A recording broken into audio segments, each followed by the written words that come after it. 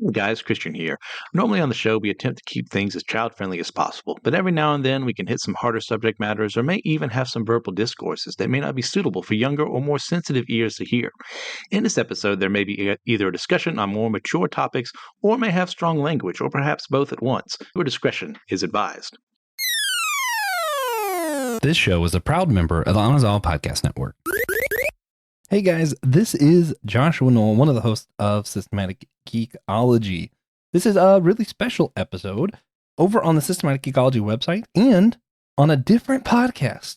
On Rethinking Faith, I have been part of a crossover series called Rethinking Comics, where Josh Patterson and myself have been discussing various comics. I've been going through some of the comics that mean the most to me and inviting Josh along with me to kind of read these and discuss them with me. Josh is not really a comic guy, but he's a good, deep theological thinker, runs a theology podcast, constantly engaging with really smart people, and having him kind of engage these comics with me and discuss some of the deeper themes has been a lot of fun. Again, this is a series we've been doing on the Systematic Geekology website, as well as Rethinking Faith's Patreon page. I'll put a link to both down in the show's description. This will be a little bit of a different episode, but it's a ton of fun. We really enjoyed ourselves, and this one in particular, we discuss my favorite comic, Middlewest. So this is just a taste of what we've been doing on that series. If you want more, again, visit the Systematic Geekology website or Rethinking Faith's Patreon page. Thank you, and I hope you enjoy the show.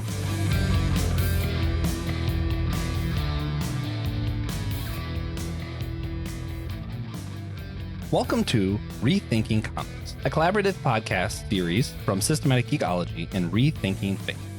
I am Josh Patterson, a former pastor turned brewer with a deep love of theology and philosophy. Although I don't always wear the label comfortably, Christianity seems to be baked into who I am. Currently, I find myself drawn into process and radical theology and have made friends amongst the mystics. And I'm Joshua Knoll, a former youth pastor and comic book geek. Currently, I find myself drawn to open and relational theology, yet still clinging to a love of historical, biblical, and even creedal theology. Even still, I have found sometimes the stories that have been the most meaningful to me are not always found in sacred text, but occasionally are found in comic books and graphic novels instead. I've invited my friend Josh Patterson to share in some of these stories that have meant the most to me personally, and he said, sure. We want to invite all of you to join in this journey with us together. We may not always agree with one another or the messages we find in these stories, but we do respect one another and the teams of people it takes to put each of these comics together. And we believe we are all bearers of the image of God. So whether you're a theology nerd, comic book geek, or if you're just curious about our journey, we thank you for listening and hope that we can all grow together as we engage each of these stories earnestly as our genuine selves. Shall we begin?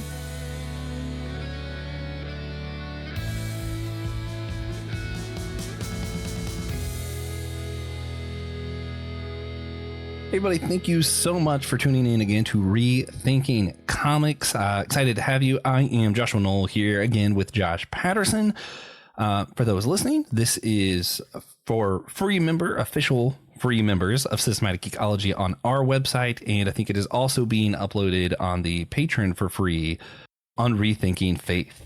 So two places to get it for free, but you do have to, be a member, sign up, pledge your allegiance and soul or something. Just, free-ish. Yeah. You have to say that classical theism is stupid, and then you can get it for free. Yeah, and then type 42 times. No, it is free on both.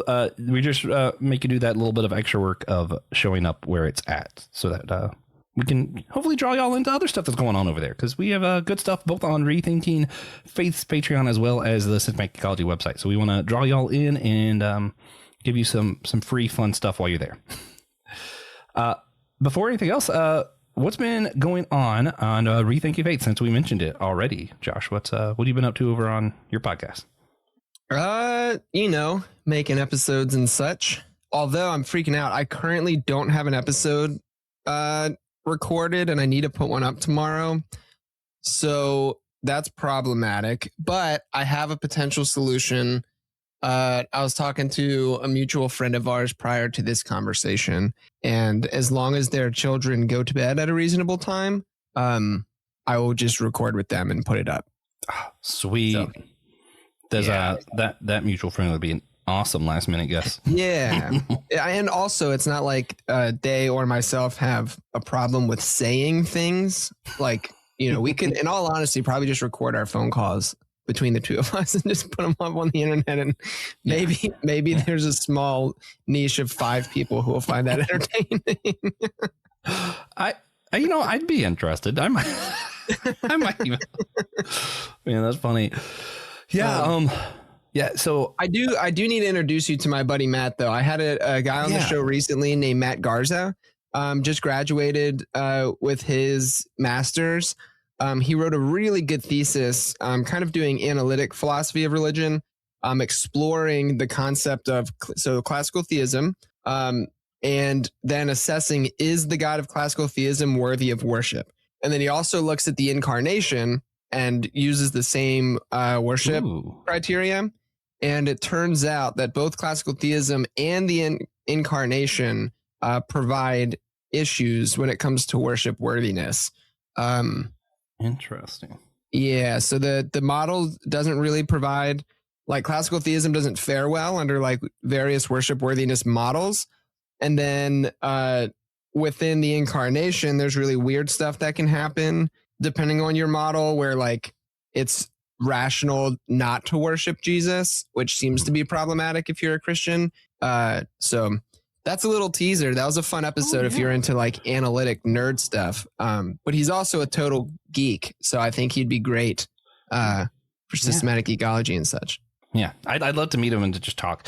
It's interesting too, because I mentioned I still like creedal theology, so I feel like I'm on board for incarnation, but I do think there are some models of it that I'm like, I don't love that.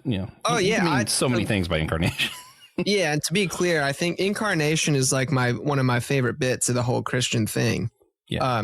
So it's not that like he's like saying that the incarnation is silly or that it doesn't work, but he's saying within the classical theistic framework, there are issues for the incarnation that arise. Okay. Yeah. That makes more sense. Oh, and then there's ways to fix that. I was trying to be cheeky with what I was saying, Yeah. He's way more theologically conservative than I am.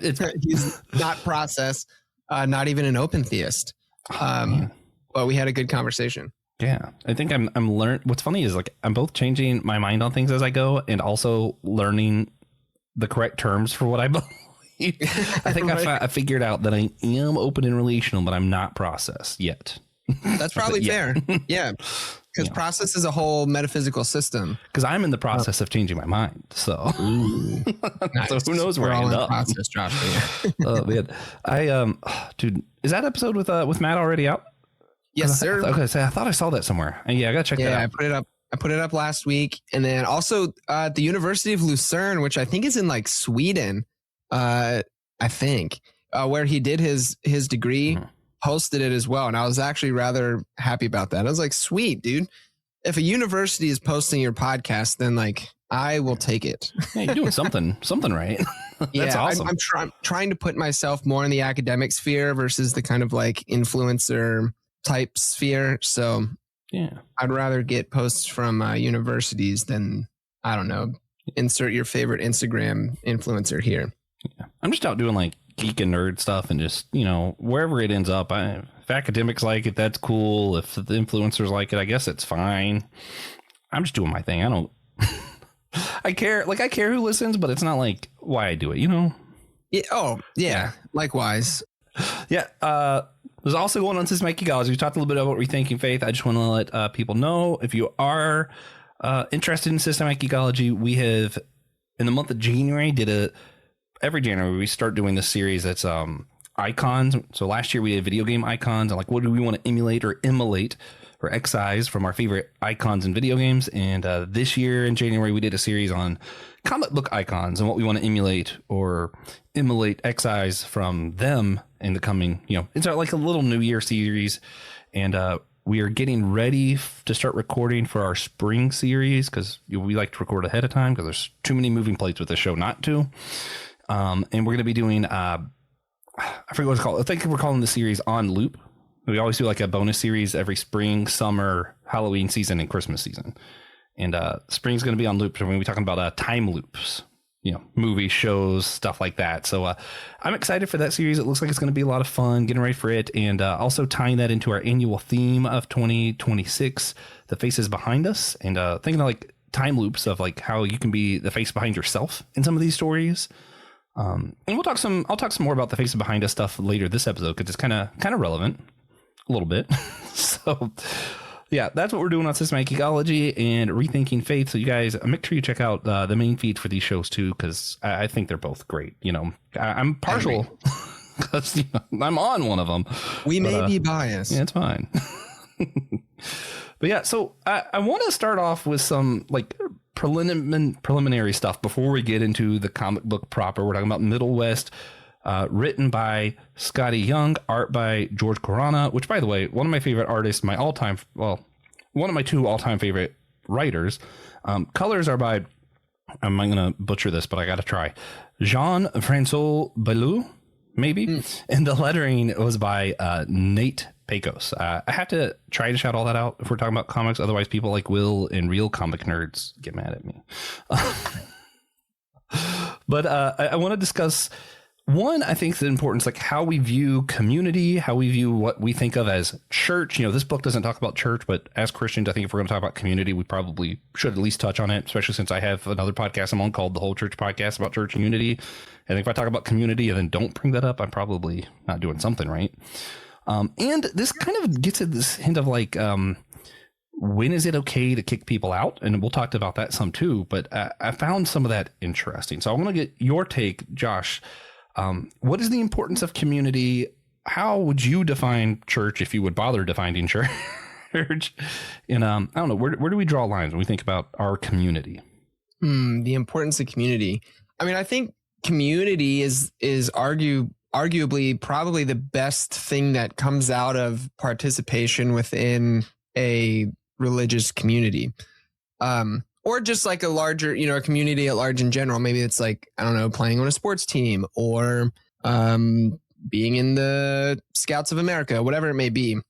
So I am highly in favor of community. And actually, in fact, it's oftentimes the number one thing people report who have kind of maybe been hurt by church or experienced some kind of like negative things and they left and they no longer participate. The lack of community is the number one reported thing that people tend to miss. And so I think just humans are social creatures. And so like pro-social behavior is a good thing. And this is the role and importance of community. But also, I mean, I think relationship in general. So as a process person, I think everything is deeply interrelated. So in a very real sense, I can't tell the story of Josh Patterson without also telling the story of Joshua Noel, because we're friends. We've had experiences together. We've had phone conversations. We've had beers together. We've laughed together. I'm sure we've cried together. All of these kind of things. And so I need you in order to know who I am. And so community, I think also helps kind of foster and create that as well. So yeah. I know there were some other things tied in there, but that's some initial thoughts on community. Yeah, no, I like that. That's I know you're a process guy. I'm a Kingdom Hearts guy. Same difference. It's fine. One of my favorite things about the Kingdom Hearts games, especially that very first one, I love the story. It's, so you have like the old platformer video game style where you have to go level, you got to beat the level, go to the next thing. And what I love is the story makes so much sense of why you went to all these different places, because come near the end, your heart is not strong enough. You fail. You lose your weapon. All the like darkness is coming over.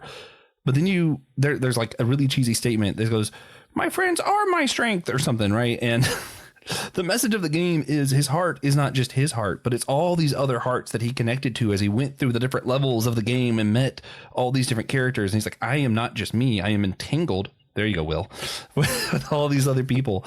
And that's what I love about those games is it's all about how like you are not just yourself. You are everything you're in relationship with. And that includes nature, not just other people, not just, fun Disney characters.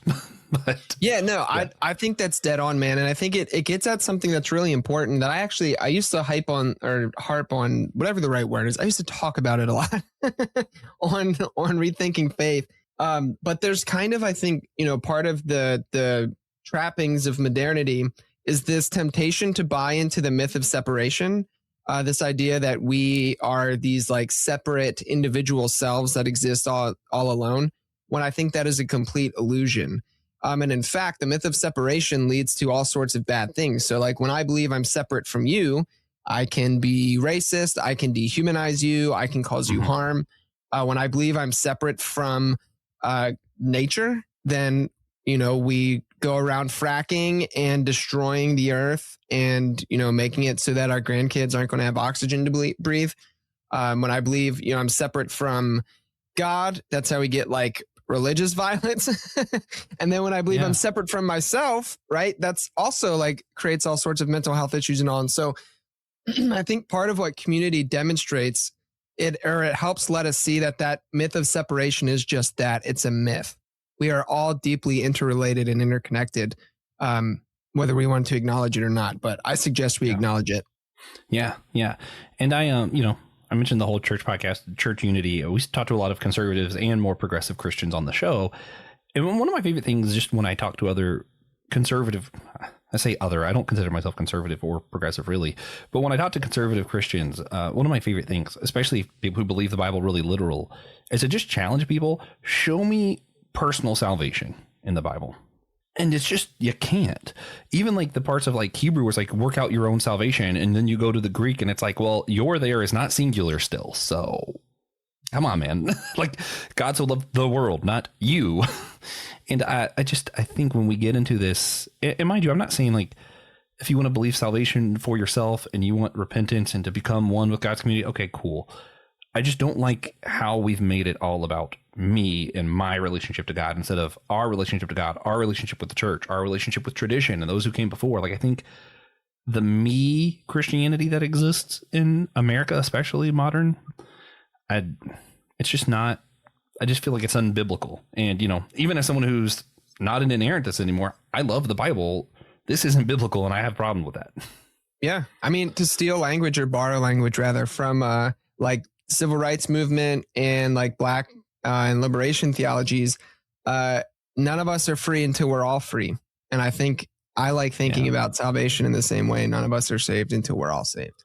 Yeah. So I think it's all deeply interconnected and interrelated. I'm trying to see how many times I can say that phrase on this episode. Yeah. Entangled. But though, and we're going to get more to this as we talk about the comic. I just want to kind of like, wet our toes, something beforehand. And a lot of these topics are going to be interwoven between, but trauma is another thing that's really prevalent in this comic. And there's some idea of trauma theories, different ideas of how people view this. I'm not as smart as Josh Patterson. So I'm going to see, Josh, do you want to talk about like how trauma, how it affects us personally or is passed down? Like I know the church I grew up with, they wouldn't say trauma. It would be like, the sins of your parents and the family sins. And they would talk about like inheriting sins or something. But I think a lot of time what they were trying to talk about was trauma, and they just had very poor language and ideas for it. But do you want to, I don't know, maybe talk a little bit more about what do smart people think about trauma? Well, I will throw two caveats before I say anything, because I think trauma is a really serious topic, and I want to just acknowledge two things. One, I'm not a psychologist, and I have no training when it comes to psychology or trauma or anything like that. No formal schooling or anything within that realm. So I am not an expert on this subject. I can't speak to it with authority. Also, I think it's really dangerous. There are a lot of like kind of within the deconstruction space, people that are getting like trauma certifications on the internet, like paying $50 and then telling people they're trauma certified. Gross. That is fucking dangerous. You're going to hurt somebody, including yourself. Please leave it up to the professionals. All of that aside, trauma, I think, is a very real thing. And I mean, it's kind of been demonstrated that trauma can stick with us and kind of live on in the body in ways that people are still trying to figure out how that works. Generational trauma seems to be a real thing, where if there's some kind of deep traumatic experience within, say, my parents, that can get passed down to me, and then that could also get passed down to my children. So like trauma seems to not just stick with one person. And also I know trauma is different from just having kind of like a bad or negative experience. This word trauma gets thrown around all the time, to the point where sometimes it's like overused and abused, where if everything is trauma, then nothing is trauma. But I think for something to truly be traumatic, it's an experience that changes you in like a physiological sense, in a neurological sense. So for example, when I experienced the kind of abuse that I did at the hands of the founding pastor and my direct report pastor at the first church that I worked at, I developed severe depression and my anxiety spiked. And then after that, I had affective responses to, which means like split second bodily physical responses to that I couldn't control, to male authority figures. So if I was put into a room by myself with a male authority figure, the hair on the back of my neck stood up, my heart sunk, it started racing, I started sweating, I felt like I was in immediate danger. These are trauma responses. This is like a physiological thing that happens to you. So it's not just like, I feel sad because someone called me a mean name. But yeah, so that's, I think, some things about trauma.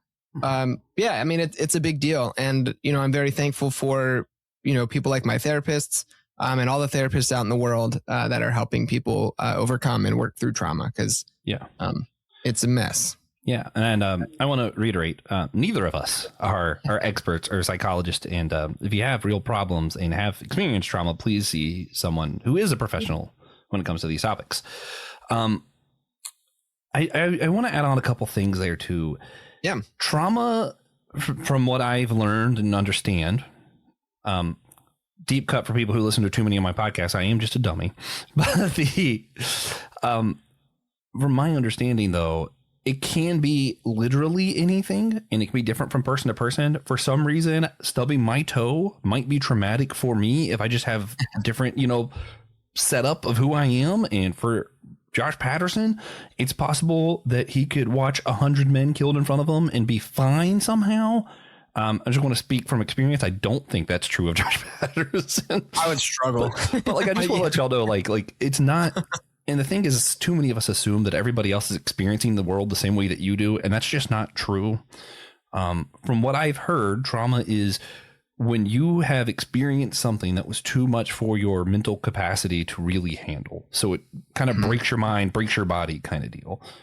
And again, just from my understanding, I know there's been studies where they've done certain things to like birds, or not like traumatic things. They just showed them something during something dangerous, and generations later, they still understood that whatever they showed them was dangerous somehow. So it's like, it is somehow passed along. I don't think it's some kind of, I grew up Pentecostal. I love a lot of Pentecostal stuff. I don't think this particular thing is some deep spiritual thing. I think it's related to the body. And then I want to point everybody to, I think, a mutual friend, Shalene Kendrick. She, Dr. Shalene Kendrick awesome. Now. Yeah. But, she does work Reverend with Dr. Shalene Kendrick. Yes. She does a lot of work with neural relational integration and talking about the three minds of the body. And it's not like the spiritual woo-woo stuff that you might think. It's literally like your brain has a cluster of neurons. There's a gut cluster. There's a cluster near your heart. How these interact, what's happening below the conscious level of communication. And she really is an expert on these things. And I think it's important to go to people like her and see what they're saying about trauma, how it doesn't just affect our body, but it affects our way of thinking. It affects how we relate to other people, our soul even. And people like her doing incredible work around this stuff. And it's important for people to be educated and know about some of this. Yeah. Yeah. I'm going to do a quick couple things if you're okay with it. And then you can ask me questions if you want. I also feel like, so I've mentioned before, I consider myself a Taoist Christian now because I'm told that I'm allowed to. But I really dig Taoism, and apparently there isn't like a set thing I have to believe to be considered that. And I'm like, I struggle just calling myself a Christian. because a lot of what Christianity is doing, I don't want to be done in the name of something that I'm a part of. So I just threw an extra disclaimer on there and made C.S. Lewis upset that I didn't do Mere Christianity, I guess. But but it's fine. I still love Lewis, and I'm sure he loves me. It's fine. But in Taoism, there's this concept of the Te, and I think it's really important to this story, or how I read this story, to understand like where I'm thinking of when it comes to this kind of thing of my own personal beliefs. Te is that truest self that you are. So the truest Josh Patterson, the truest Josh Noel. And it's not necessarily just me following my whims and doing whatever pops in my head. My truest self is the one that is at most harmony with nature. So it's kind of simultaneously saying, if I plant an apple tree, I should expect it to grow up to be an apple tree. But it's not saying that means whatever I do, that's just who I am and it's fine. It's saying my truest self will be at harmony with nature. So if I'm doing stuff that's not in harmony, that's not uplifting others, that's not helping others flourish, then I'm not being my truest self. And I maybe need to reevaluate what that looks like. And it's not going to look the same for everyone. So that's just kind of like the concept of the Te, to me, is important when I read the story, because that's what I believe. And when I read a story, it's hard not to filter it through my own beliefs, you know? Yeah. You mean people are not objective observers, Joshua? Is that what you're telling me? Yeah, unfortunately. Our experiences, the trauma that we might have experienced in our lives, where we grow up, all of these things kind of shape how we see the world. Maybe someone should come up with a concept of this, call it like thrownness, and something like that, and then talk about it like very philosophically. And then be on Josh Patterson's podcast.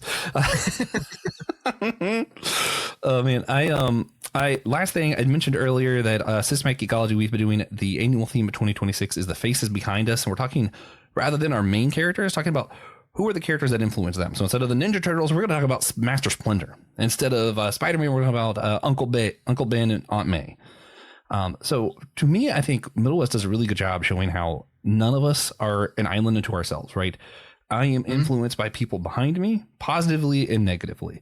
And what I like this story does is it doesn't just focus on your main character, but it shows all of those characters behind him and how they're real people too. They're not just these 2D, I'm bad and I'm influencing you to not want to be bad. No, everybody, like, there's so much complexity. And I feel like I really like how it fleshes out the faces behind us. And it just, one, that's part of why I want to do it, because it went so well with our theme of 2026. It's also my favorite comic graphic novel of all time. Written by one of my two favorite writers of all time. And it was my birthday recently. So I was like, Josh, I think I should, I know this is a thick one, but it's my birthday. And he was like, I'll do it for your birthday, man. And then I was like, I feel so loved. And then we both held hands, cried, skipped into the sunset together, digitally. Magical. Magical. Yeah, it was great. Howdy guys, I really hate to interrupt, but my name's TJ, and I'm here to tell you about our new merch. We have incredible new stuff with Fourth Wall.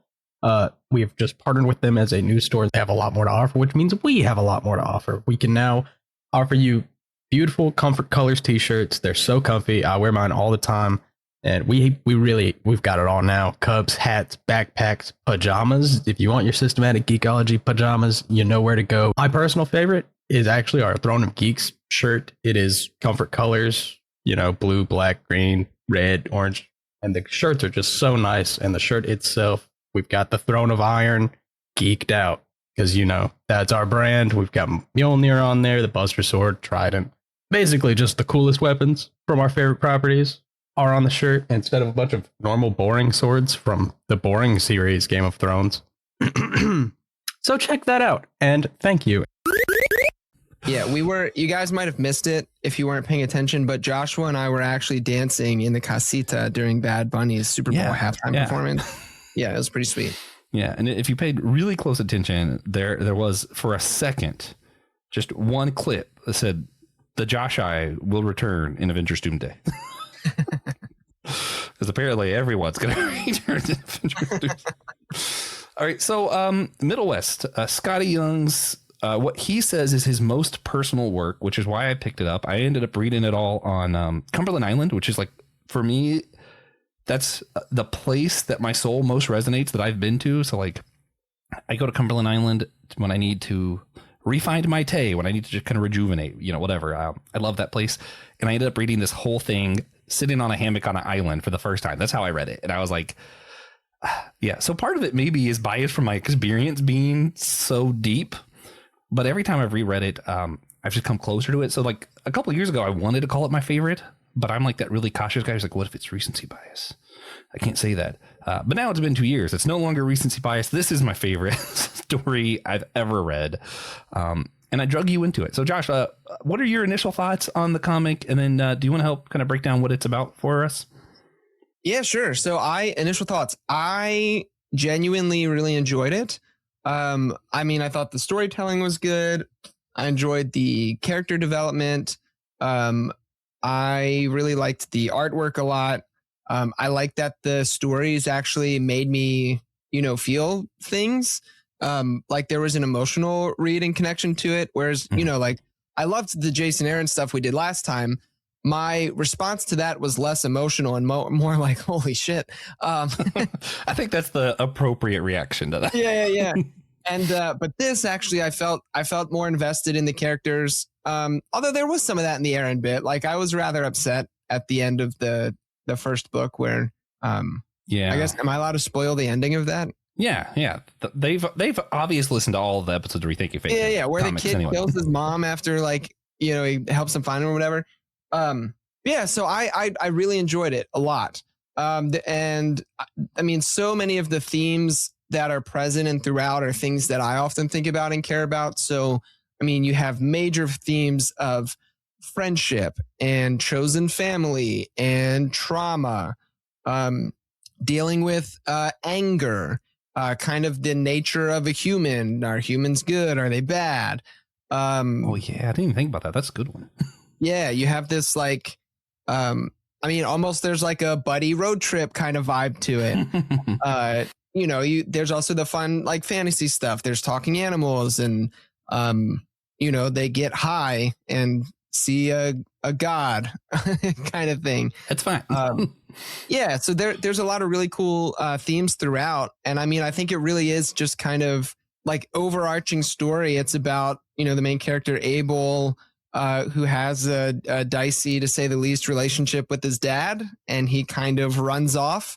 And the story is almost himself learning not just about his own trauma and past experience and hurts, but also then learning about his father's experiences as well.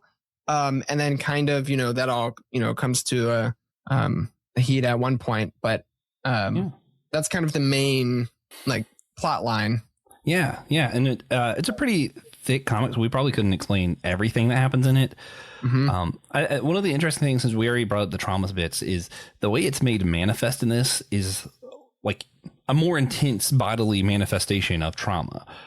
Yes. Is where they literally turn into a storm. Mm-hmm. So, also, okay, let me sidebar because I don't know if we're going to have time for like the little fun things later. So I'm going to do a couple little fun things. So I'm not like getting to do it deep. I'm like, by the way, I thought the fox was cool. Fox is one of my favorite sidekick companion characters just ever. Yeah, Fox is a good character. I love how he's always there. He's always supportive. And even when he was wrong, he's like, don't leave. You shouldn't leave. Don't do this. He still goes with them. And I'm like, that's the kind of friend I want in my life. And I found a lot through like the theology beer camp community that we have, and I just, so I love Fox. I had to shout that out. Also, Skottie Young is an artist. So one of the cool things about when he writes a comic is like, he writes it so well for the artist to be able to really shine, I guess. Some comic writers, I feel like don't know how to write for the art. He does really just a fantastic job. And then George Corona is just an amazing artist. So with the plot, he's running from his dad. His dad turns into a storm. It's destroying cities. So he's on the run from a literal storm that his dad becomes the storm. And then he finds out he also has this. He's going to turn into a storm. And one of my favorite points in the book is he's told to go. He's going to find the answer in this far off land, right? And he goes, and it's his grandfather. And he's like, okay. And then his grandfather turns into a giant ice storm. And it's like, oh, wait, his dad was also traumatized. And it's like you're seeing not only is this trauma made physically manifest, but it's being passed down. And you're like, oh, shit. Like for me, that part, I think, is really like, I love the book, but when you get to that part, I think is when I was like, I don't know, man, emotionally, that's when I really started feeling what he was writing in this. And I was like, oh, this is why he says this is so emotional to him, so personal to him, because it's easy for us to say, you know, it's our parents or the pastors, the church I came from. It's hard to think, what about the face behind the face? You know, like, what is it that made my dad like this? And what did he push back on? And I have a wonderful father. I want to say that. But what this comic really helps remind me of, my dad has a lot of beliefs that I just don't like, right? He's still part of like a conservative church. I'm like, I just don't agree with this. I don't like this stuff. You know, he's always like, did you tithe? That's why you have money problems. I'm like, that's not how it works, Dad. And also the Bible didn't even say that. But then I remember stories about my dad and how he grew up in this church where they couldn't go bowling. And you know what my dad did? He went and preached, and then he went bowling. And that was like so taboo, and he was pushing the limits. And I'm like, yeah, he didn't push everything off that I wish he did. He didn't break every, you know, whatever. But I have to remember there was something behind him, and he progressed further than that. And hopefully if I ever get to mentor someone or have a child, or my brother has a kid, they push past us. You know, I hope we just keep pushing these barriers. But it's hard to look back sometimes and go, wait a minute. Maybe there's more than just, oh, my dad's a storm destroying cities and I got to run away, you know? Mm-hmm. Mm-hmm. Yeah, no, I appreciated that bit as well. Just because also, I mean, similar things, like I have a pretty good relationship with my dad. But also there's definitely things that both of my parents do that I very much don't agree with. Or, you know, there's, I don't know, there's a variety of things I could say. However, also, you know, as I get older and learn their upbringing and their past experiences and these kind of things, it's rather interesting. The whole idea of like, you know, they kind of show that Abel's dad is kind of became like the grandfather. And then in a similar way, like Abel gets told a couple times by Fox and some other people, like, hey, you know who you're acting like right now? It's like, don't you fucking say it. But it's like, yeah, your dad. And so I think there's something interesting in that, in kind of reflecting those things. That's kind of the generational trauma bit. But also something that I've experienced in my own family as well. With, you know, certain things that don't need detail for privacy reasons. But, and then also I think something I just want to point out about the storm bit that I think was really well done and articulated and captured was it was truthful about the destruction that comes from the storm. So it didn't write any of those things off or pretend they didn't happen. However, it was also able to show and articulate kind of the why or provide reason or give you kind of maybe empathy. Again, not to justify said behavior, but to at least give some kind of explanation for it. And then also just kind of the recognition, in, you know, when people are in a hyper state of like hyper anger, which is the most common thing depicted in this book, that you do things that aren't normally like your character, and you end up hurting people, you know, or you hurt yourself. Like I punched my refrigerator back in December out of anger and broke my hand. Holy shit. What? That's not in my character to do such things. So I know, like I was able to kind of see myself in some of that, some of the anger stuff, as well. Yeah. Which only vaguely kind of similar. For me, it's how grumpy I get at night. And I always have to like restrain myself, especially if I have to work closing at night. Cause I'm like, it's like 7 p.m. hits. Y'all, I'm an old man. I like to be awake early, go to bed early. 7 p.m. hits, it's dark out.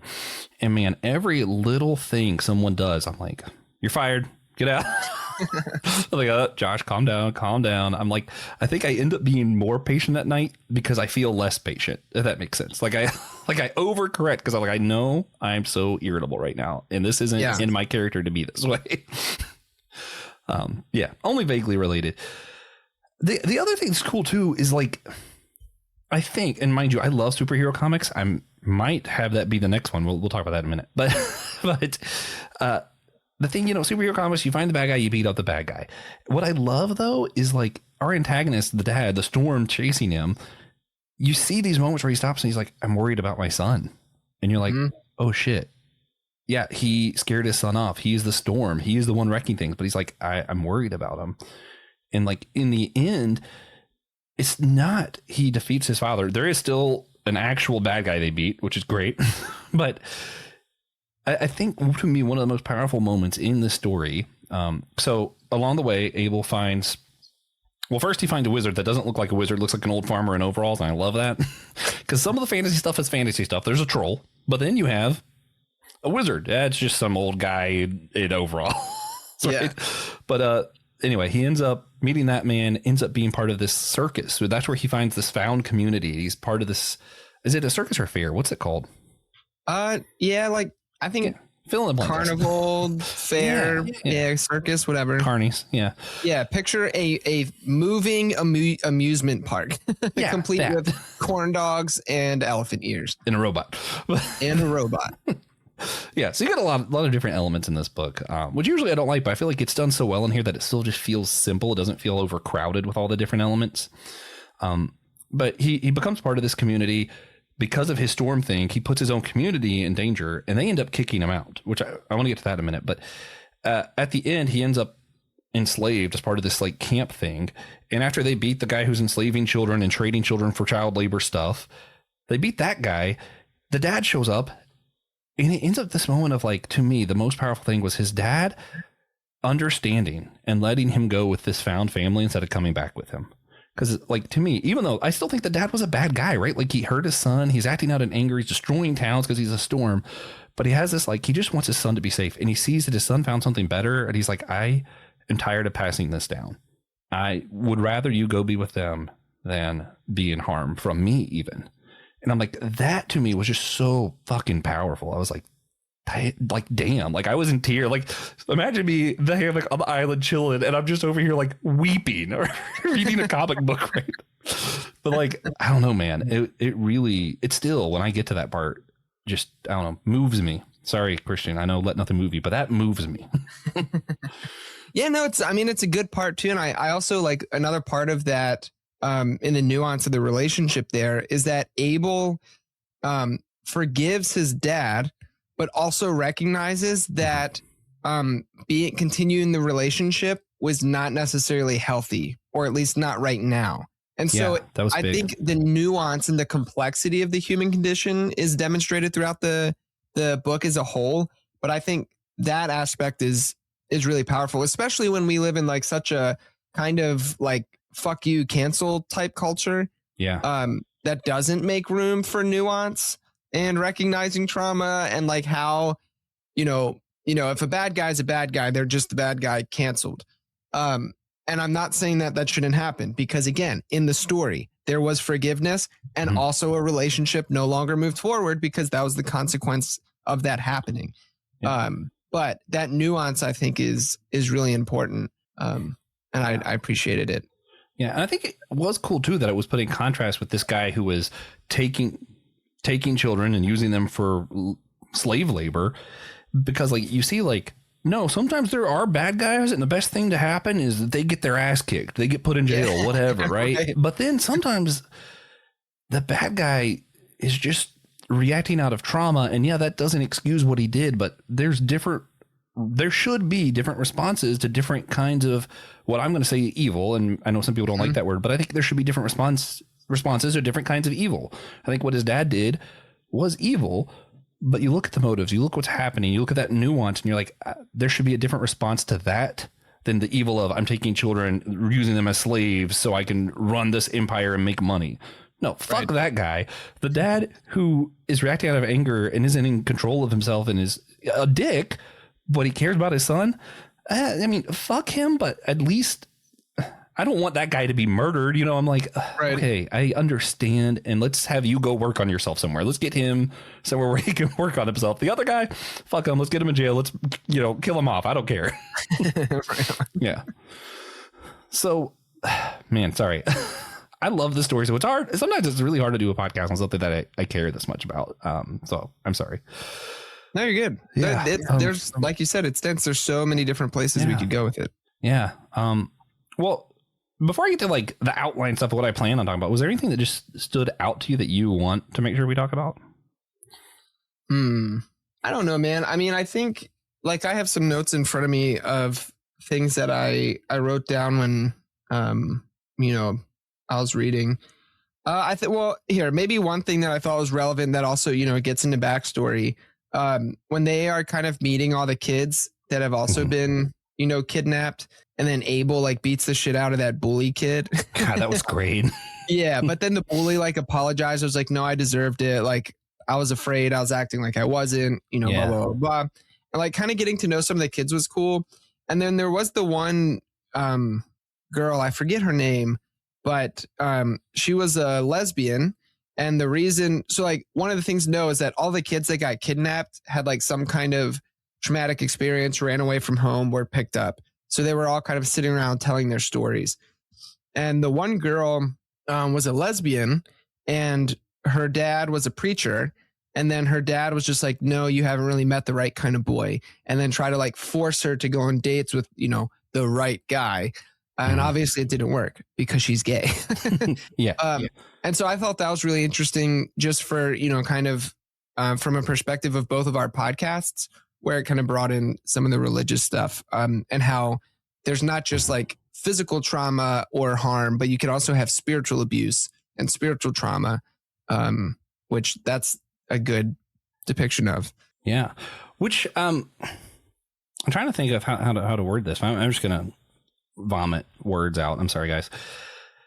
I think one of the most common things that I've seen when it comes to spiritual trauma is times when pastors have kicked someone out of the church because you believe the wrong thing, said the wrong thing, etc.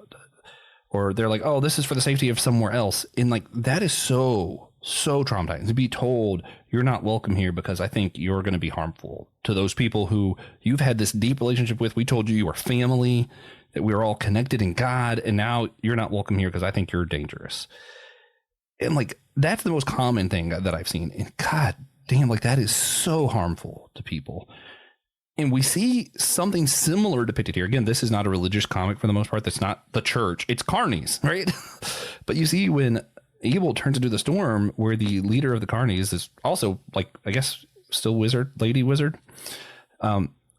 She kicks him out because she's like, I have to protect all the other people here who are my family. And you are clearly dangerous. You could turn into a storm and just destroy everybody. And even like his friends, they're like, oh, wait a minute, this is fucked up. No, let him stay here. Let him stay here. But the leader was like, no, this is dangerous. And that's where it gets to some complexity here where I'm like, yeah, I agree. We need to draw lines. And if me, Josh Patterson, and I'm trying to think, TJ, I'll make fun of TJ. TJ, we're all friends. And then TJ's like, oh, by the way, guys, I'm a serial killer. And anyone who's under 5'9", eventually I'm going to kill him. But yeah, I'm going to say, you know what? Yeah, TJ's not a part of this anymore. Because he's going to kill Josh. Like, that's obviously a place to draw a line. So I'm not saying that I think it's wrong to always draw those lines to try to protect people. But man, I think we need to be so much more cautious about that. We've caused so much harm. And when I see what happened here, it was very close to Abel being traumatized again. Because he finally found people who accept him and love him. And then they're saying, you're too dangerous to be around here. Luckily, in the end, they come back around and he's accepted again. But like, I could see a place where that ends up being like a spiritual trauma that happens to him as well. Yeah. And it would continue to perpetuate the own kind of, his storm that he has inside of himself. It would serve as another instance to kind of, kick that off. Because for him, it's like fear and anger were the two kind of big things that would like spike his, stormness or whatever. I forget what they called it. Like the mark of the storm or whatever. Yeah. Yeah. And I think too, I relate to that sort of. I wasn't kicked out of a church, but I was removed from youth leadership because I posted an article online. This is when I still believed in biblical inerrancy and everything. And I basically was just saying Song of Songs is absolutely not about the church and Jesus. It's about, and I was doing the whole thing of like, this is about sexuality, and even the idea of we have a marriage today isn't necessarily what the Bible thought of marriage. And I was writing something that I thought was really well thought, articulated. I wasn't writing it for the youth group. I was writing it for online and just putting it out on the web, right? And pastor got a hold of it, and he's like, well, what you're saying, that's dangerous, and you're going to get kids believing, okay, and they're going to start knowing about sex. And I'm like, well, I'm not writing it for kids. If people's parents are letting their kids look up sex articles, like that's on them. But sorry, I digress. But I was told that I was dangerous, and if I keep going down this path, you're going to be shipwrecked, and you're never going to be able to do ministry. And like, I was kind of threatened, but like not. I don't think that was his intent, but how I interpreted it was a threat. I felt ostracized, and I still kept going to that church after that happened. And that's, I think, I don't want to use trauma, but that pain, I still carry that with me a little bit. And I'm still a little overly cautious when I say things. And even like, Theology Beer Camp, I know you guys are all accepting and loving, and I'm like, there's still some stuff I believe that's conservative. What if they think I'm dangerous? I'm going to not say that one. Like sometimes I'm like, but I know you guys aren't like that, but I still have that hesitation because I carry that with me. And I think that's why I relate to this part with like the circus and them wanting to kick him out because he was dangerous. And I'm like, man, yeah, that's all too relevant. Yeah. You haven't heard, Tripp's Baptist roots come out at nighttime when he shits on mainline Protestants. then you'll be like, oh, maybe Tripp is more conservative than I thought he was. That's what I need. I need Tripp to drunk dial me at night and tell me about mainline Protestants. So I wanted to say, like, what for you? When do you think it is actually appropriate to draw those lines? Like, I assume we're not saying only if we find out TJ's a serial killer, but we also don't want to go, I think their beliefs aren't very good. Like, where do we actually draw the line of like, this is dangerous for our community, knowing how much harm it can cause to draw those lines? Yeah. I mean, I think it's hard. I feel like the line is going to be something akin to whatever that court judge was who said, like, I can't define pornography, but I know it when I see it. I feel like it's one of those kind of things. But I will kind of, go nerdy philosophical on you for a second. There's a philosopher named Karl Popper, and he did all sorts of philosophizing. And one of the things he did was write like some kind of like theory of like politics and democracy. And I think the book was called like Democracy and Its Enemies or something like that. And in it, he talks about what he calls like the paradox of tolerance, or the tolerance paradox, which is like when you're trying to create an ideal tolerant society where human flourishing is the goal. And so like everybody can belong, whether you're, straight, gay, black, white, whatever, human flourishing is the goal. If you're trying to create that kind of community, and then somebody who joins the community is racist, they are going to destroy the intent of that inclusivity. And so that's kind of the tolerance paradox, is that like, there's often this trope that you'll see popping up from kind of like conservative rhetoric these days, politically, I'm speaking now, not theologically, where they're like, oh, the left is supposed to be tolerant, but they're really the cancel people and they're divisive and blah, blah, blah, blah, blah. When it's like, hold on, time out. Differing opinions are welcome. However, if we're trying to create a place where racism isn't a thing and you come in and start throwing the N-word around, that is not welcome. That is not conducive to our environment of tolerance. And so that kind of behavior cannot be tolerated in the name of tolerance. And that's why it's a paradox. So I think it really, for me, it would come down to like values, the intent and goal of the community, what you're trying to carry out. And then if things violate that, then that just means it's not a good fit. And it doesn't even have to be nefarious. It can be like, I don't know. So like, all right, I'll pick like a theological example. So like LGBTQ inclusion. I feel very strongly that being open and affirming is the correct perspective, right? That is the perspective I take. I know, however, that like say my Southern Baptist friend very much disagrees with me.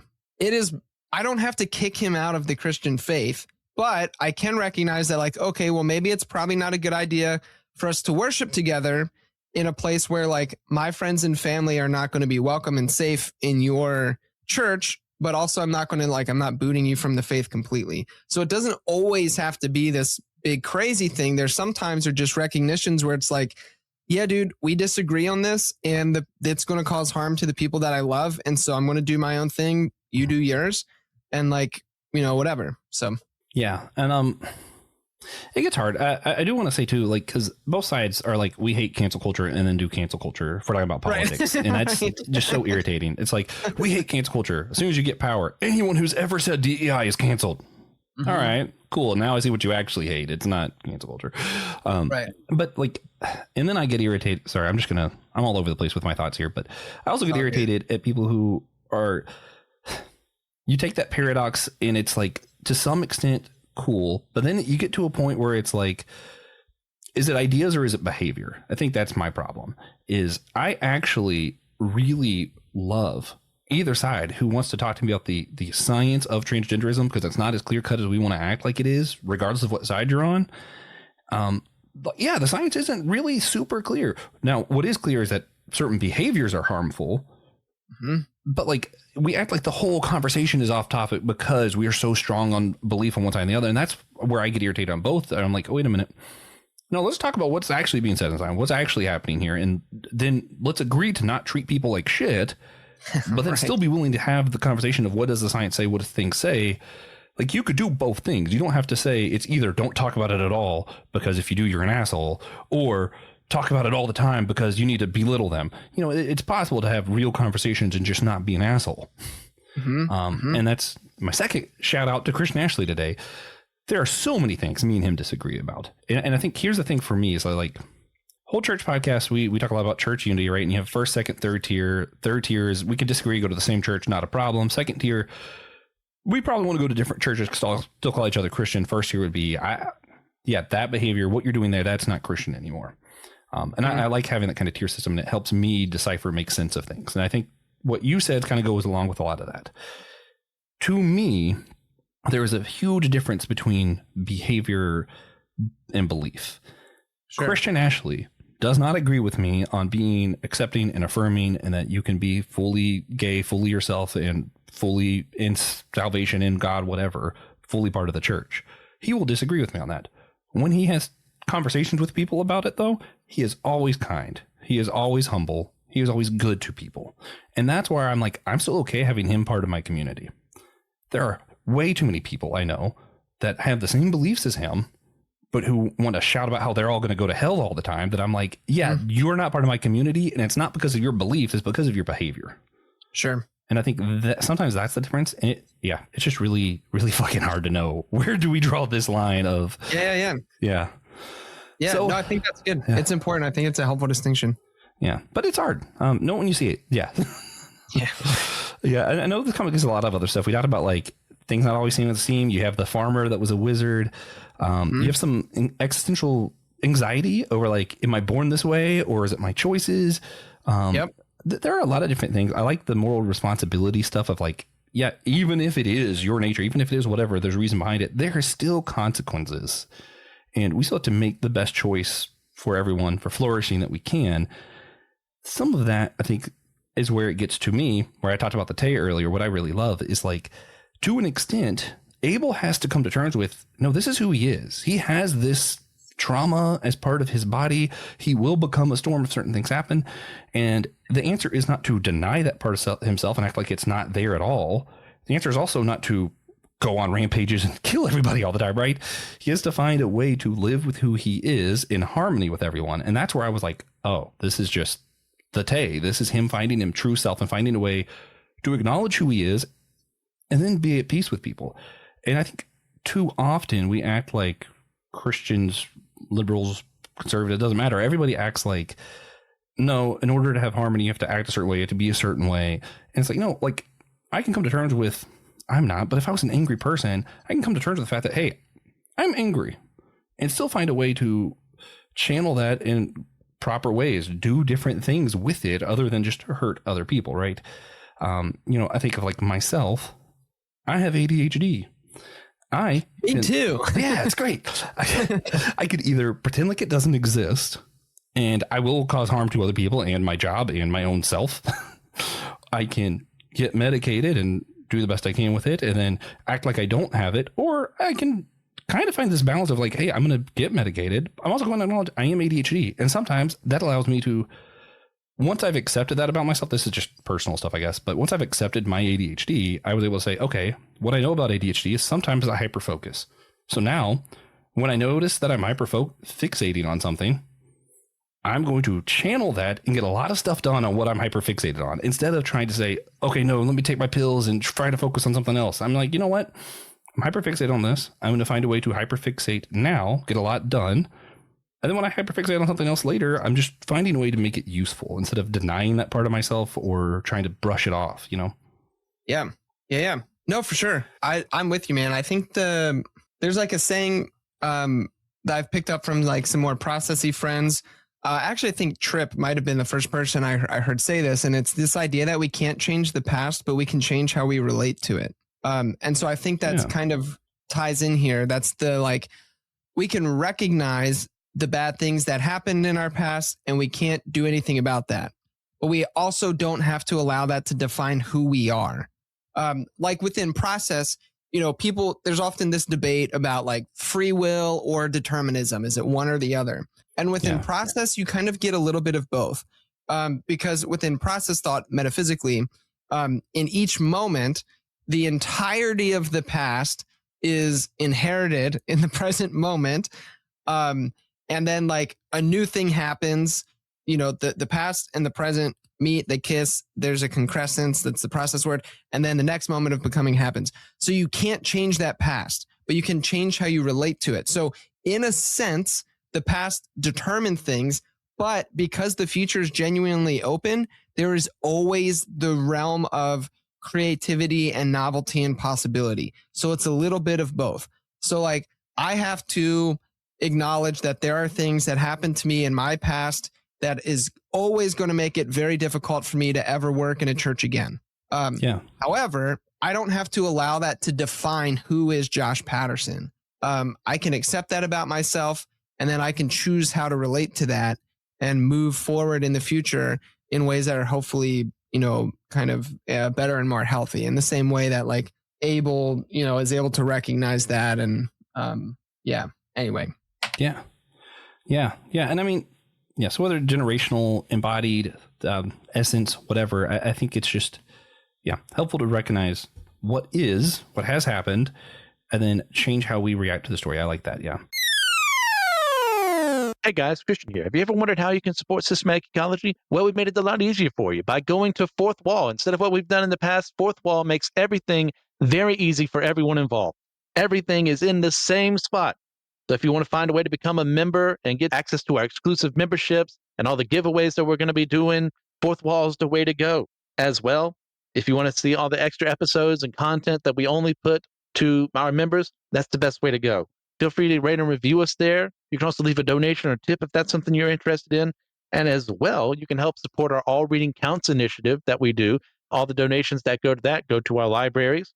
You're also, if you really want to, it's like, man, I really want to hear more episodes about Christian for some reason, or even for reasons I don't understand. You want to hear Joshua more often. We have episodes listed by host, and you can see everyone there. If you have a favorite host, head that way and support the episodes that they're on. You also find a link to our YouTube page, and we may be adding some special content beyond what we've promised. Everything that was once in multiple different locations and you didn't know where to go, well, it's all in that one convenient place. If you want to know exactly where to go, the link to this will be in the description below. Oh, man. Yeah, there's so many other things to say. I know you said you had some notes. Was there anything we haven't touched on that you want to touch on? Let's see. I'll read my bullet points. So, generational trauma, fear and anger, check. There was a really beautiful scene. Actually, this part is probably the one that hit me the most deeply, where what's Abel's friend's name? Is it Bobby? Bobby is one of them. Yeah, I think it's the girl that he meets at the carnival. Yeah. She's so cool. I'm pretty sure that's Bobby. I think that's her name. Yeah, we're gonna go with Bobby. He's having this conversation with Bobby and talking about like his job as a paper boy and like having to wake up early and like everybody needs him to show up and do his job. Need. And then Bobby switches and makes a distinction and talks about being wanted. And that hit me hard because he was like, oh, I've never been wanted before. And so I think that distinction between being needed and wanted is a big one.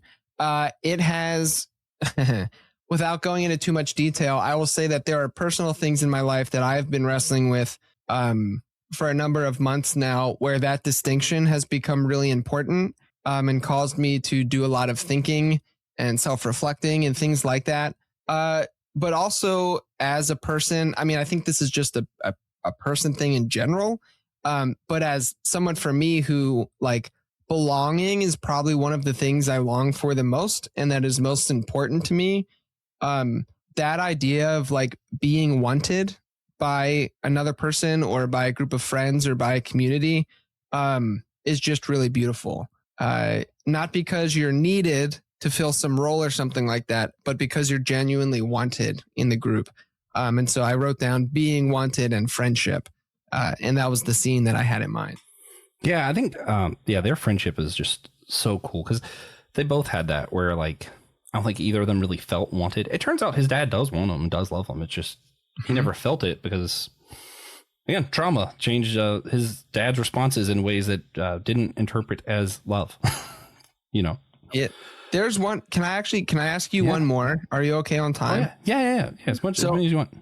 There was another thing I thought was really interesting. I forget exactly where the scene is, but kind of this question comes up is like, is it okay to have hope? Because I think Abel is kind of being like whiny, and I think it's Bobby who encourages him like, yeah, okay, this shit's fucked, but also like it's okay to have hope still. And so I'm curious, like, what do you think about that whole idea of hope, Joshua? Because sometimes people can say, oh, hope is just optimistic. It's just things that weak people do. Blah, blah, blah. Insert stupid well, that's not nice. I was going to say stupid atheist voice here, but I don't mean that as atheists are stupid. I mean that as like internet troll atheists. Like, oh, hope is dumb. You're so naive. Yeah. You weren't saying atheists are stupid. You were saying there are such things as stupid atheists, as such as there's such stupid Christians and stupid process and stupid Calvinists. Correct. I am an example of stupid process. Yeah. I wouldn't say so. No, I loved that, especially for Abel, because I think in survival setting, we get to where like, I can't think about hope. I can't think about what hope happens next. I can think about whatever. I'm going to bring up C.S. Lewis. Trigger warning for those who, need it. He has, I forget if it was an essay or a sermon, but it's learning in wartime. And he talks about how like, no, arts are still important. This is during World War II. This is during like Hitler, the heat of it. He's like, no, art's still important. Learning's still important. Why wasn't it important before this? And they're like, you're given all the reasons, like, what's changed? Like, well, we could die at any moment from a bomb. You could die at any moment anyway. It like the way Lewis put it, I'm like, oh, damn, this is someone who fought in the wars going, you can always die at any moment. It is still important. And that's where I think the thing is with hope is like, naive hope where you let your guard down. That's dumb. Don't do that. But hoping, I think hope can give us the strength to want to continue.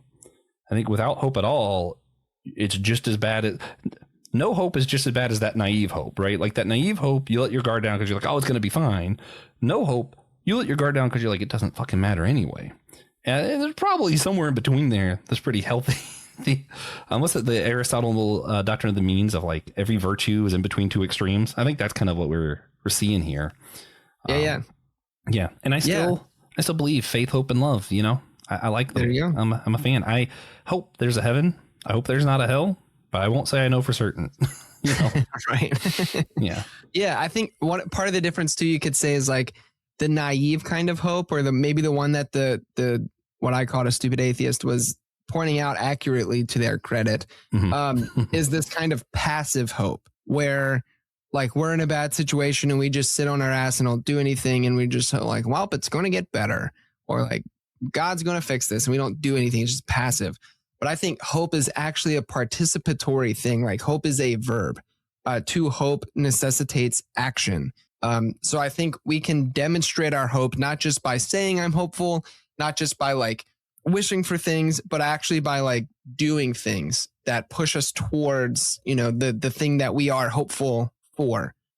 So I think hope is at its best is active and not passive. Yeah. I'm really leaning into my Taoist bits today. I also think we underestimate the power of inaction, of doing nothing. Ooh. Yeah. And I think sometimes it's impossible to do nothing without hope. So the Taoist doctrine idea, whatever you want to call it, is Wu Wei. It's effortless action. And there's a quote I used on Be Living Water recently, like, wait till the mud settles. And I think sometimes having hope lets us wait as Jack Sparrow would say, for the opportune moment. We're waiting because like sometimes life is just so crazy. Everything seems so hopeless. If you act in that moment, you could get yourself killed. You can make things worse. But if you have hope, you know that things could be better. You can wait, let the mud settle, let the water clear, go, okay, now I know what I need to do. And then that allows you to make better, clearer actions rather than reacting or doing nothing at all. So I think hope kind of lets us woo way better. Yeah. the Taoism war. Did you have any others? I want to hear as much as you got out of it, because as like someone who doesn't usually consume comics, I'm sure you've probably saw it a little differently than I did. Yeah, I mean, I just overall, like I said, I really enjoyed the story a lot. I was particularly interested, though, the conversation between Varney and Abel's dad at the bar stood out to me. Basically, Varney is very kind.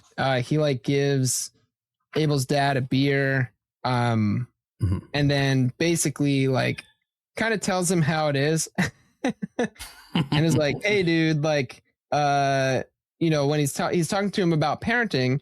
And Abel's dad is, because the Varney talked about his kid running away, and Abel's dad is like, yeah, and like he's really going to get it. Like, what did you do to him? What was his punishment? And Varney's like, well, what do you mean, like, do to him? And then Abel's dad is basically like, well, kids can't just do whatever they want. They need to know that there are consequences in the world, and I'm going to whoop his ass. And Varney has this really great thing. He says, haha, son, they're children, not pets. We're not here to train them. Kids come into this world filled with their own ideas and ways to view the world. It's our job to help them realize those ideas, even if they're different than our own. We need to try to see the world through their eyes, not force them to see it through ours. And Abel's dad gets very angry and starts a bar fight. Naturally, yeah. But I thought Varney's wisdom was very good and insightful. I mean, I'm not a parent, but that'll stick with me. Yeah. I mean, I think it applies to any kind of like mentoring, your relationships like that. Even I'm a manager at a restaurant. There are people who I have to train and whatever, and I need to remember, they're humans. They're not pets. And to me, not just that conversation, but as a whole, Abel's dad in this can serve as the mirror to the prodigal son parable in the Bible. Because what we see here is instead of, the son runs away, wants to do whatever he wants, and he comes back, and then you have the dad acting as God, being willing to embrace him, being love itself, We see the opposite thing here, right? Like the dad causing harm, the son going away. And when the dad's willing to say, hey, I fucked up, the son willing to say, I forgive you. Like, I feel like we see a little bit of the mirror of the parable son here, of like almost the exact opposite thing happening.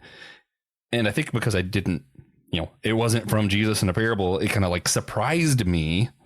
And I think it still shows a more powerful, like, oh, divine love isn't necessarily just fatherly love. Sometimes it's the love of a son, the love of a friend, the love of a carny, the love of a wizard in overalls. I think it really shows divine love, even though I don't think Skottie Young, I don't know what his religious beliefs are. That's not the point of the comic. I just got to feel like I have to keep going back to that. But I think it's one of those where I'm looking at it and going, no, that's what the divine is, right? It's saying, hey, you are who you are as a real person. I am who I am as a real person. And instead of trying to force you to act a certain way, come back home, do this, do whatever, it's holding an open hand in love that you are your own unique person and I accept you. Mm-hmm. And that's where I still see that parable of the prodigal son in this story, even though it's like the opposite. Yeah. No, I think that's a fun parallel. And I think too, I mean, to your point, like you said, it's not like, religion or whatever is not the point of the novel, but I also, the kind of like radical theology of side of me peaked up when they basically they get high, which is the words they use, with the wizard lady, and Fox and Abel kind of go into the spirit realm, and they meet with this big spiritual beast that's kind of like a giant bull almost, and they're talking to him, and Fox challenges him a little bit and he's like, how dare you like come into the spiritual realm and challenge me kind of thing. But also they refer to it as a god. And then the creature kind of thinks that's funny and is like, then he's like, oh, well, like you're referring to me as a god. Like if you say so kind of thing.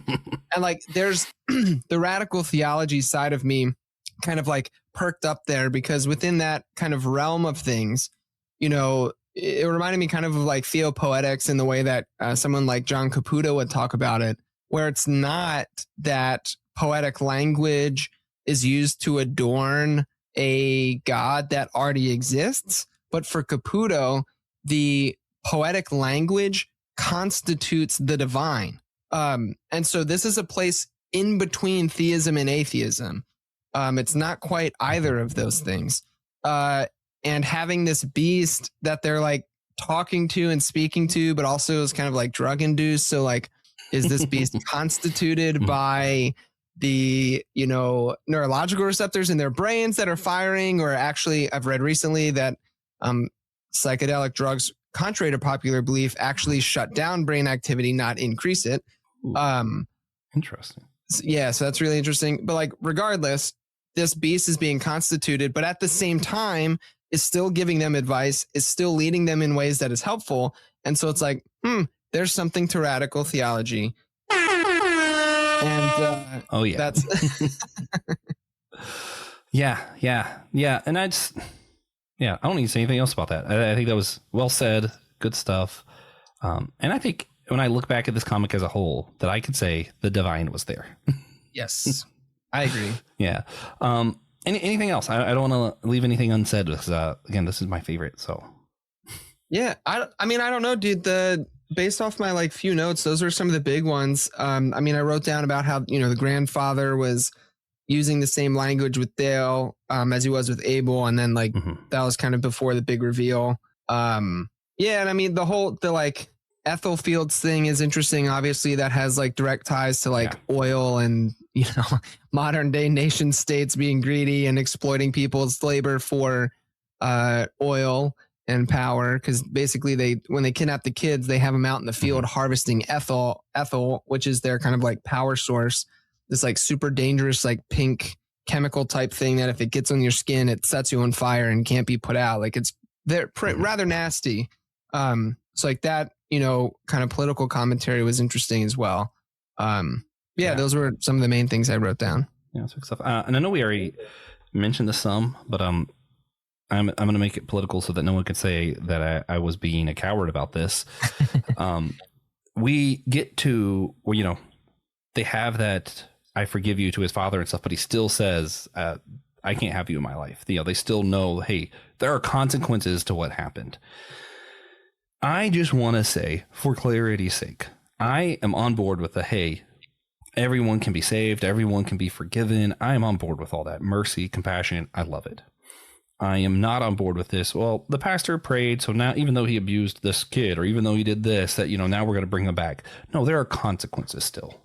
And I love that the book shows that it wasn't just forgiveness, that there were still consequences. When I look at, you know, Donald Trump, if you guys want to say, oh, well, you know, he used to be Epstein filed, maybe he used to do that stuff, but he's saved now. There still should be consequences. Right. If you're like, oh, Kid Rock, you know, he used to sing about, you know, doing stuff with people underage. He used to do all this stuff, but now he's, there still should be like, you still got to draw all those lines. You can't continue a relationship with someone who's done these things. And that's where like, hey, that person who's using child labor, slave labor, was rightfully punished. There was some forgiveness with the dad, but there still are consequences. And that's what I think, like, biblically, we see that all the time. And conservatives are happy to point it out in some instances and happy to ignore it in others. There are consequences to sin, period. Forgiveness, salvation, compassion. Cool. I'm there with you. There are still consequences to our actions. We still need to say, hey, some relationships should not be continued. Someone who's done certain things should not continue to be a pastor, should not continue to be president in the Senate, etc. Yeah. Yep. Agreed, man. Yeah. I just wanted to make sure we weren't, that I wasn't being a coward and not saying that, you know? Yeah. So with that out of the way, I had another last question for you. Okay. I want to know, what do you hope happens next with Abel's dad? What do you hope happens next in his story? that will never be written. This is just speculation. Yeah, my hope for Abel's dad is that he continues, because we saw some pretty significant character growth for him in the last chapter.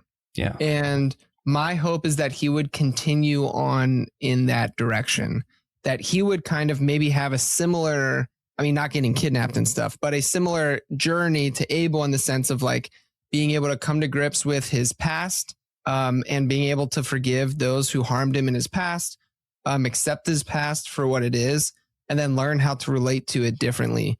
And to like maybe one day get to a point where he is healthy enough that him and Abel can have meaningful relationship. Because just because relationship has to be cut out right now doesn't mean that has to be forever.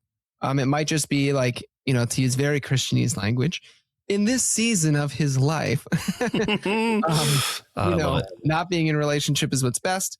But if he continues to grow and heal and, also like get the kind of confidence in himself that he needs. Because part of why he was an asshole and belittled Abel and called him a pussy and all this kind of stuff is because his dad did that to him. And so like, I want him to find healing and for him to have confidence in himself, so that then he can, reciprocate love and, these kind of things. So I would like full healing for Abel's dad. I think that would be really cool. Yeah, I'm right there with you. How I would like to see that done personally, I would like for him to find some kind of crazy, wacky community to be a part of. Maybe other people who used to be assholes. Maybe he's like a biker gang. I think that could exist in this world. Assholes, and one of the bikers anonymous. is a dragon. Yeah. Yeah. And then I think after some time, before he makes amends with Abel, I want him to confront his dad because his dad's still out there. Mm-hmm. Yes, and I don't know if I would want that confrontation to end up being a fight or him just coming up and be like, I want you to know I forgive you, like his son forgave him. Like there's several ways that confrontation could go that I think I would be happy with, but I would like that to happen. Like I think that needs to happen. Yeah, so how he's like the grandfather's kind of like the cause of the whole like big winter land where Abel finds him. He's Elsa. What if he's like, he's Elsa, or he's like the what is it, the evil winter guy in like the Christmas movies? Oh, yeah, I didn't know that's where you go. I thought you were going to talk the White Witch in Narnia.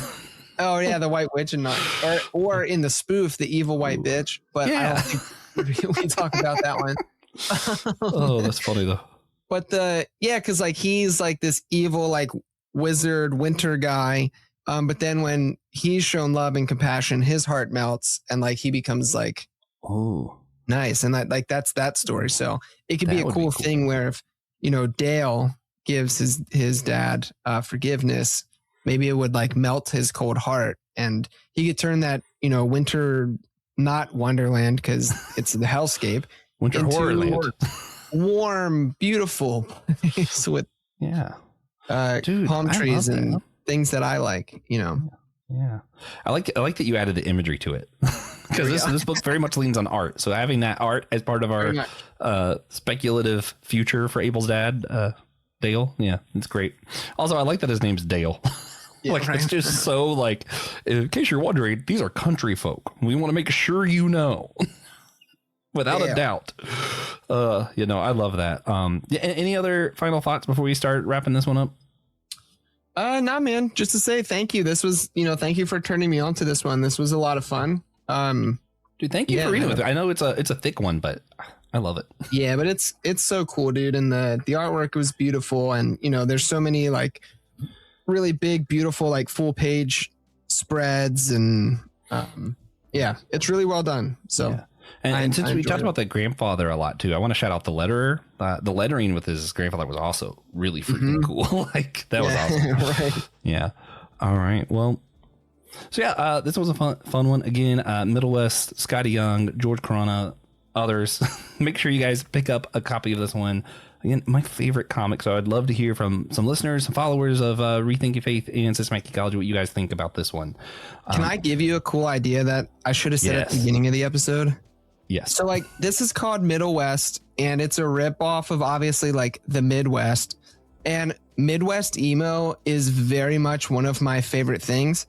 I want to, what if I come up with like five songs that are like here are 5 Midwest emo songs that I think go with the themes of this book, and we can like put them in the show notes or something. So there's a playlist for the episode that now they can go listen to. Emo? Yeah, Midwest emo, dude. It's a whole thing. I love it. It's literally its own entire genre, and like That sounds awesome. so much of it is encapsulated in this book. That's awesome. I like that. Can I add on to your idea? Do it. What if we review those 5 songs on another podcast called Some Joyful Noises on the Unresolved Podcast Network?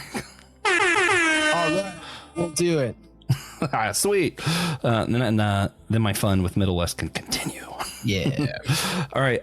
Next up, as I literally just confirmed this with Josh, we're going to be doing a single issue comic. So this is part of the Devil's Reign event at Marvel.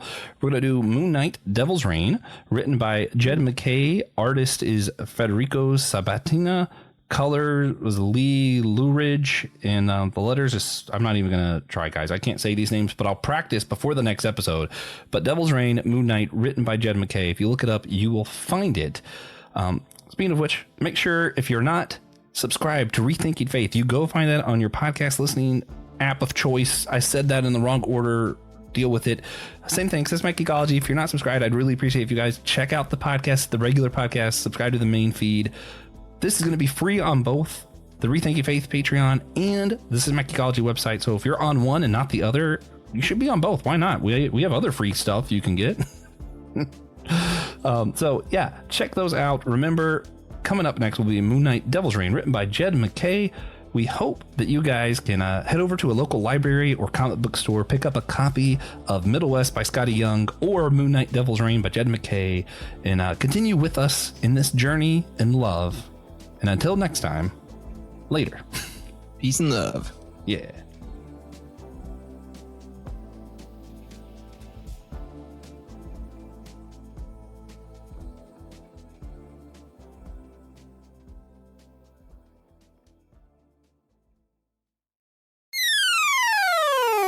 Hey guys, Christian here. Have you ever wondered how you can support systematic ecology? Well, we've made it a lot easier for you by going to Fourth Wall. Instead of what we've done in the past, Fourth Wall makes everything very easy for everyone involved.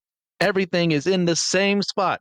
So if you want to find a way to become a member and get access to our exclusive memberships and all the giveaways that we're going to be doing, Fourth Wall is the way to go. As well, if you want to see all the extra episodes and content that we only put to our members, that's the best way to go. Feel free to rate and review us there. You can also leave a donation or tip if that's something you're interested in. And as well, you can help support our All Reading Counts initiative that we do. All the donations that go to that go to our libraries. You're also, if you really want to, it's like, man, I really want to hear more episodes about Christian for some reason. Or even for reasons I don't understand, you want to hear Joshua more often. We have episodes listed by host, and you can see everyone there. If you have a favorite host, head that way and support the episodes that they're on. You also find a link to our YouTube page. And we may be adding some special content beyond what we've promised. Everything that was once in multiple different locations and you didn't know where to go, well, it's all in that one convenient place. If you want to know exactly where to go, the link to this will be in the description below. This is Joshua Noel. I am one of the hosts of this podcast. I am also host a few other shows on the Unresolved Podcast Network that this show is a part of. If you want to hear more from me, you can check out the Whole Church Podcast, where TJ and I go through talking to people from various different church traditions to see what can be done to better harness church unity in the world today. You can also hear me on Be Living Water, where I talk about Taoist Christian beliefs and examine various media like the Book of Daniel and Les Miserables through a Taoist Christian perspective. You can also hear me as I do some of the voice work for the Bible After Hours, where the foul-mouthed preacher goes through the Bible from a more progressive point of view.